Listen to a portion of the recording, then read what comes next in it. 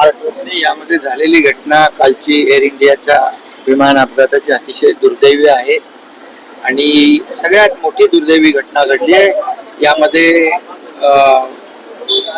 विमान प्रवासी देखील मोठ्या प्रमाणावर मृत्युमुखी पडलेले आहेत आणि त्याचबरोबर जे मेडिकल कॉलेज होतं त्या इमारतीवर हे विमान कोसळल्यामुळे तिथली देखील मोठ्या प्रमाणावर कॅज्युअल्टी झाली आहे।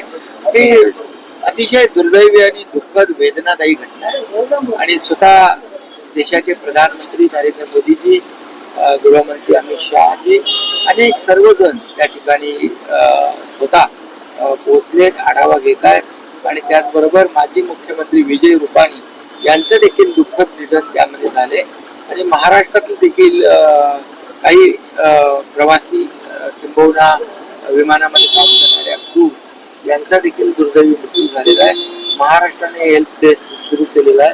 मी स्वतः मुख्य सचिवांशी बोललो आणि त्या बाबतीमध्ये देखील महाराष्ट्र शासनाच्या वतीने देखील त्यांच्या नातेवाईकांना जे जे काही सहकार्य पाहिजे ते देत आहेत। मुख्यमंत्री महोदय स्वतः त्यामध्ये लक्ष घालून या ठिकाणी सर्व याच्यावर लक्ष ठेवून आहे। त्यामुळे झालेली घटना अतिशय दुर्दैवी आहे, परंतु आता यामध्ये जे काही डेड बॉडीज आहेत त्या ओळखणे कठीण झालेले आहे। त्यामुळे DNA टेस्ट वगैरे ह्या सगळ्या बाबी ज्या आहे फॉरेन्सिक आणि तांत्रिक काही बाबी आहेत त्यावर केंद्र सरकार आणि गुजरात सरकार जे आहे ते जातीचे लक्ष ठेवून आहे आणि म्हणून महाराष्ट्रातल्या लोकांना देखील जे जे काही आवश्यक सहकार्य लागेल ते महाराष्ट्रात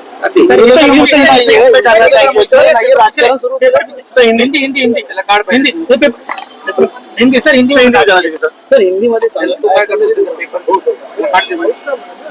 हिंदी